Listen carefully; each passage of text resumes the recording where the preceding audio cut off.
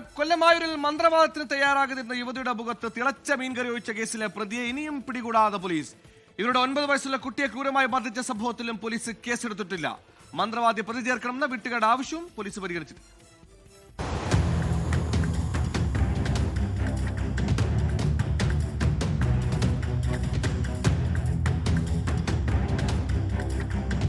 അഞ്ച് ദിവസം മുമ്പാണ് ആഭിചാരക്രിയയ്ക്ക് വഴങ്ങാതിരുന്ന റിജിലയുടെ മുഖത്ത് ഭർത്താവ് സജീർ തിളച്ച മീൻകറിയൊഴിച്ച് മാരകമായി പൊള്ളിച്ചത്.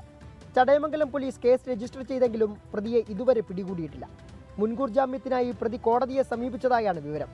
ജാമ്യം ലഭിക്കുവരെ പിടികൂടാതെ പോലീസ് സഹായിക്കുകയാണെന്നാണ് ആക്ഷേപം. റിജിലയെ മാത്രമല്ല 9 വയസ്സുള്ള ആൺകുട്ടിയെയും സജീർ ക്രൂരമായി മർദ്ദിക്കുന്നത് പതിവായിരുന്നുവെന്ന് വീട്ടുകാർ വെളിപ്പെടുത്തിയിരുന്നു. എന്നാൽ കുട്ടികൾക്കെതിരായ അതിക്രമം തടയൽ ഉൾപ്പെടെയുള്ള വകുപ്പ് പ്രതിക്കെതിരെ ചുമത്താനും പോലീസ് തയ്യാറായിട്ടില്ല.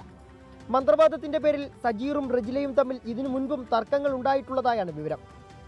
ഉപദ്രവം സഹിക്കവയ്യാതെ പലതവണ സജീറിനെതിരെ റജില ചടയമംഗലം പോലീസിൽ പരാതിയും നൽകിയിരുന്നു. ആയുധം കൊണ്ടോ മറ്റു വസ്തുക്കൾ കൊണ്ടോ പരിക്കേൽപ്പിക്കലെന്ന കുറ്റം മാത്രമാണ് പ്രതിക്കെതിരെ ചുമത്തിയിട്ടുള്ളത്. വധശ്രമം, സ്ത്രീകൾക്കെതിരായ അതിക്രമം തടയൽ തുടങ്ങിയ വകുപ്പുകൾ ചുമത്താത്തതും പ്രതിയെ സംരക്ഷിക്കാനാണെന്നാണ് ആക്ഷേപം.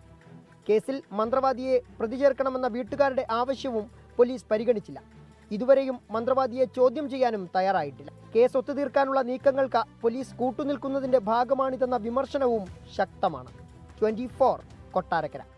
ലോകത്തെവിടെയായാലും ഏത് സമയത്തും 24 വാർത്തകളും ഓഗ്മെന്റഡ് റിയാലിറ്റി പാക്കേജുകളും എക്സ്പ്ലെയിനറുകളും വിശദമായി കാണാൻ ഞങ്ങളുടെ യൂട്യൂബ് ചാനൽ നിങ്ങൾക്ക് സബ്സ്ക്രൈബ് ചെയ്യാം.